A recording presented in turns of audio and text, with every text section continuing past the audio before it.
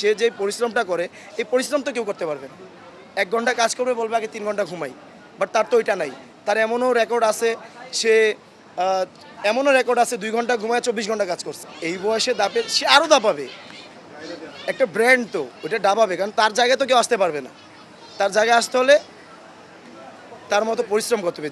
সে যে পরিশ্রমটা করে এই পরিশ্রম তো কেউ করতে পারবে না। ১ ঘন্টা কাজ করবে বলবে আগে ৩ ঘন্টা ঘুমাই, বাট তার তো ওইটা নাই।